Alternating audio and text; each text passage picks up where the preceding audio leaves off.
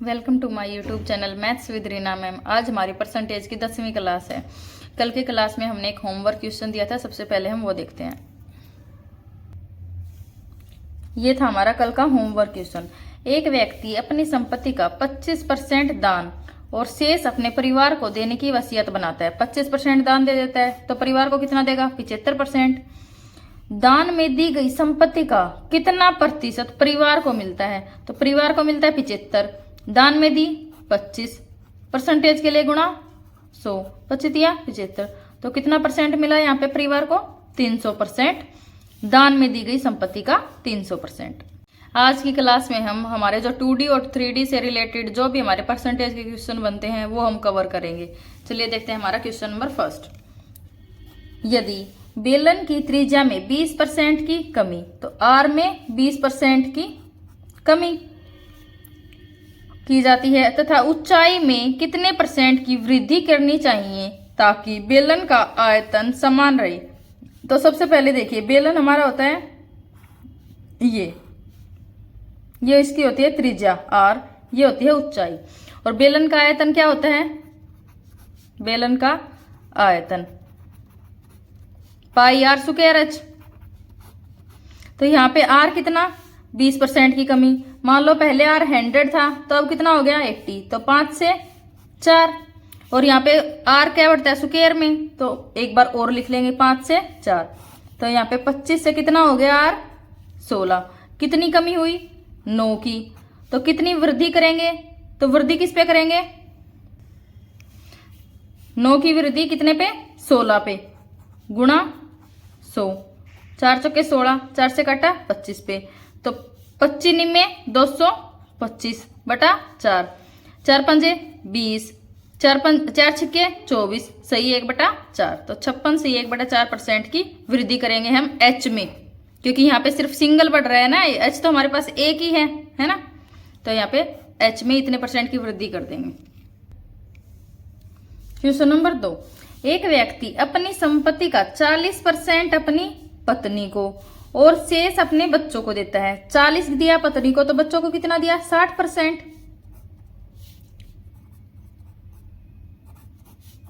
बच्चे, ठीक है। बच्चों के पास पत्नी को दिए धन का कितना प्रतिशत है? तो बच्चों के पास कितना है? 60, पत्नी के पास 40, गुणा 100, 10 से 10, 2 से 5 पे, 2 से 30 पे, तो कितना है यहाँ पे? 150%।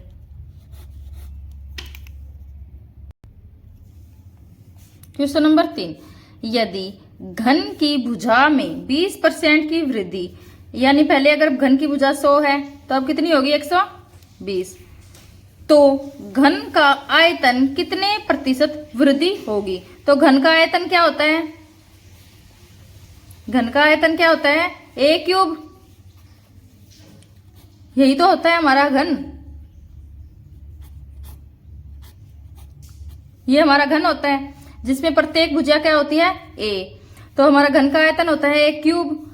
तो अगर 100 से 120 हो गई, तो 100 से 120, तो 5 से 6, फिर से 5 से 6, फिर 5 से 6, तो कितनी होगी?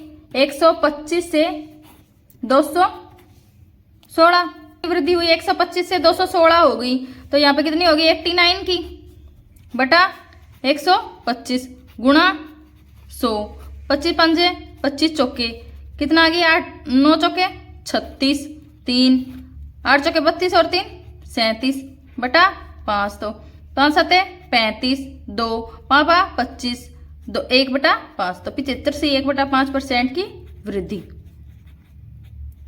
ठीक है,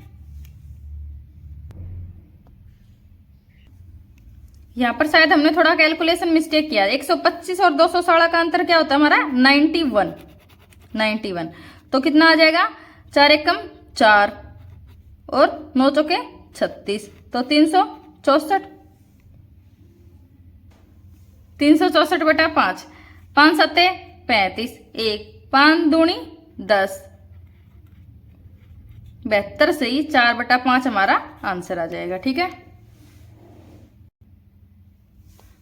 क्वेश्चन नंबर 4।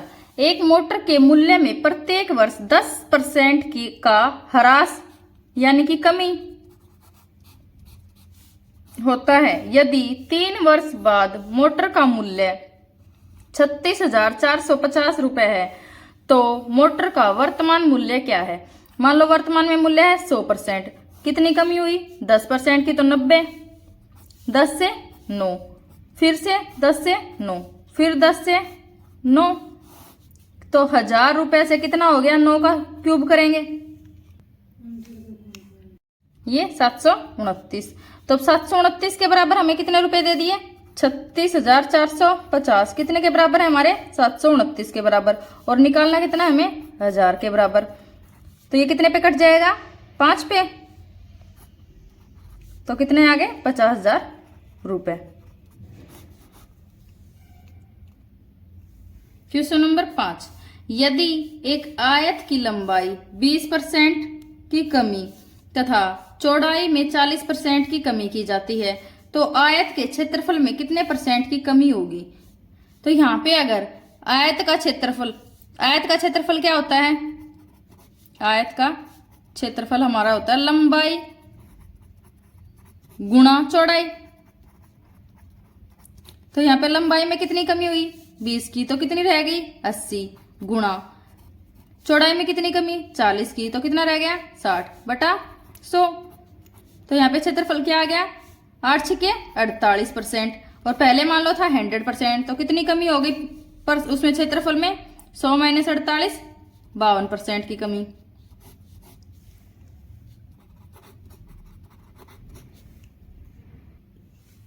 क्वेश्चन नंबर 6, यदि वृत्त की त्रिज्या में 10% की कमी की जाती है तो वृत्त के क्षेत्रफल में कितने % की कमी होगी?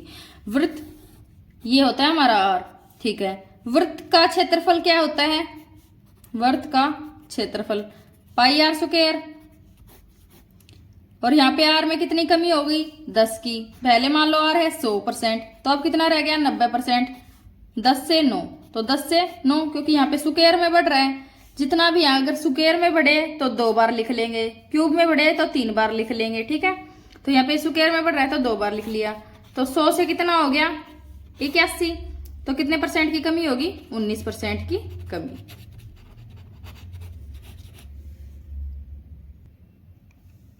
क्वेश्चन नंबर 7, यदि एक त्रिभुज के आधार में 10% की वृद्धि की जाती है तथा ऊंचाई में 20% की कमी की जाती है तो त्रिभुज के क्षेत्रफल में कितना परिवर्तन होगा? त्रिभुज हमारी होती है जिसकी 3 भुजाएं हों। ये होती है ऊंचाई, ये होता है आधार, और ये होती है सामने की भुजा कर्ण, ठीक है। तो त्रिभुज का क्षेत्रफल हमारा क्या होता है? 1/2 आधार गुणा ऊंचाई। तो अब यहाँ पे आधार में कितनी कमी हुई? 10% की वृद्धि, तो आधार तो कितना हो गया हमारा? 110। ऊंचाई में 20% की कमी, तो गुणा 80। 100 में से 20 गया तो 80 बटा 100। तो यहाँ पे कितना क्षेत्रफल रह गया? 88%। पहले कितना था? 100%, तो 100 - 88, 12% की कमी। क्वेश्चन नंबर 8, यदि एक बेलन की ऊंचाई में 35% की वृद्धि, बेलन हमारा वही ये R ये H, R H, ठीक है। यदि एक बेलन की ऊंचाई में 35% की तो H में 35% की वृद्धि, ठीक है, तथा त्रिज्या में R में 10% की वृद्धि, तो बेलन का वक्र पृष्ठीय क्षेत्रफल कितने % की वृद्धि होगी? तो बेलन का वक्र पृष्ठीय क्षेत्रफल क्या होता है? वक्र पृष्ठीय क्षेत्रफल क्या होता है हमारा? 2πr/h। तो यहाँ पे R भी सिंगल और H भी सिंगल में बढ़ रहा है। 2π तो हमारा बराबर रहेगा दोनों में, जो बढ़ा है उसमें भी और इसमें भी 2π की वैल्यू तो सेम रहेगी। तो 2π से यहाँ पे R प्लस मान लो 10 है इंटू H प्लस 35। अगर हम पूरा लॉन्ग मेथड से करें तो ऐसे करेंगे, तो 2π से 2π कट गया। जो अंतर पड़ेगा वो किसकी वजह से पड़ेगा? R और H की वजह से। तो हम सीधा अंतर ही निकाल लेंगे। तो R हमारा कितना हो गया?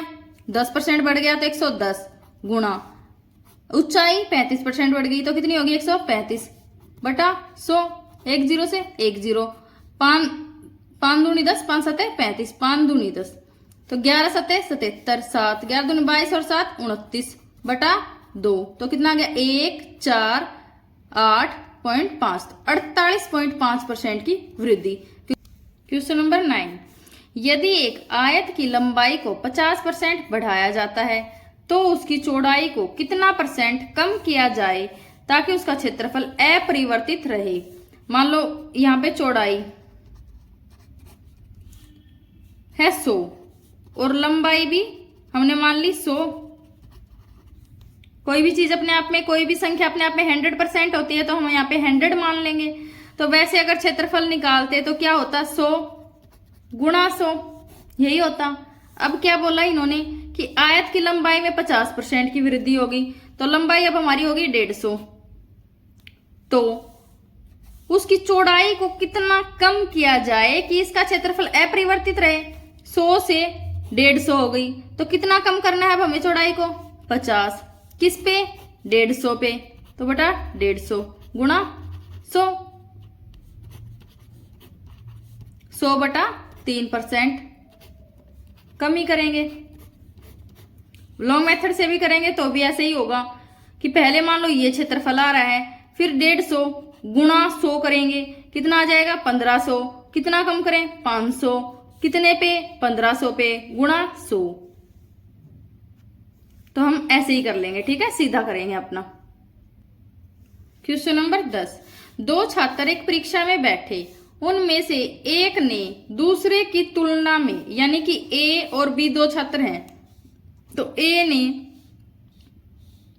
बी की तुलना में 20 अंक अधिक हासिल किए, यानी कि a माइनस बी कितना है 20, तथा और उसके अंक यानी कि a के अंक, क्योंकि यहाँ पे बात किसकी हो रही है, उनमें से एक ने, एक को माना हमने a, दूसरे को मान लिया b, ठीक है, तो a के अंक उन दोनों के अंकों के योग का, यानी कि a प्लस b का 55% है, तो 55 बटा 100, 5 से 20 पे, तो 20a बराबर है 11a प्लस 11b, तो 9a बराबर है 11b, a बटा b बराबर है 11 बटा 9, और यहाँ पे a माइनस b कितना दे दिया 20, और हमारे अनुपात में a माइनस b कितना है 2 के बराबर, तो यहाँ पे एक अनुपात की वैल्यू क्या आ जाएगी 10। देखो हमने अनुपात निकाल लिए, a अनुपात b, 11 अनुपात 9 आ गया, दोनों में अनुपात का अंतर कितना है 2 का, अंकों का अंतर 20 का, एक अनुपात के बदले वैल्यू 10, तो यहाँ पे a की वैल्यू कितनी आ जाएगी 110 और b की कितनी आ जाएगी 90। अब हमसे क्या पूछा है, उन दोनों के कितने अंक प्राप्त किए, तो दोनों ने 110 प्लस 90 कुल 200 अंक प्राप्त किए।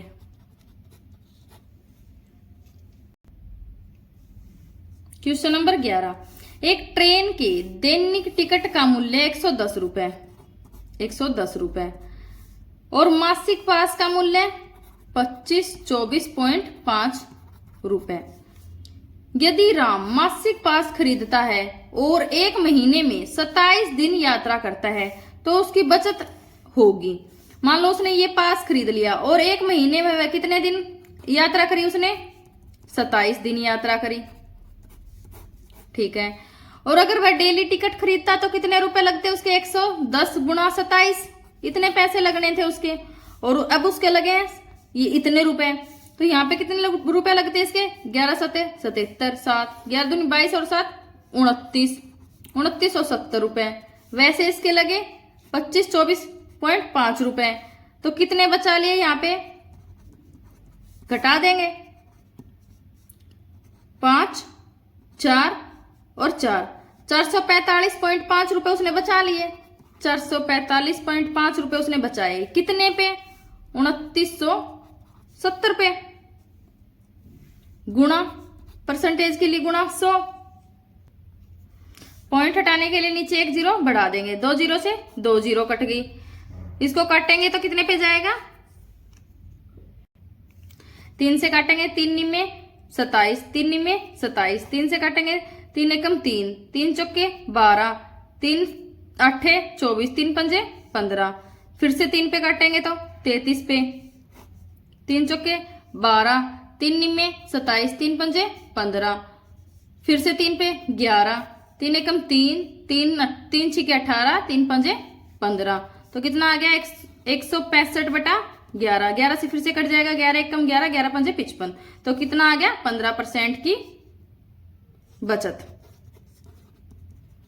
ठीक है, यही हमसे पूछा था। क्वेश्चन नंबर 12 और आज की क्लास का हमारा आखिरी क्वेश्चन। एक छात्र ने एक संख्या को 10/3 से गुणा करने के बजाय 3/10 से गुणा कर दिया। इस गणना में प्रतिशत की त्रुटि कितनी होगी? ये क्वेश्चन आप खुद करके देखिए, ये आपके लिए होमवर्क क्वेश्चन है। ठीक है, और अभी तक आपने हमारे चैनल को सब्सक्राइब नहीं किया है तो सब्सक्राइब जरूर कर लें और बेल आइकन भी जरूर दबा दें, जिससे आपको सारी लेटेस्ट वीडियोस और क्लासेस की अपडेट मिलती रहे। और अगर आपने पीछे के सारे परसेंटेज की क्लासें नहीं देखी हैं तो जाकर देखिए, मैं उनका लिंक डिस्क्रिप्शन में डाल दूंगी। Thank you.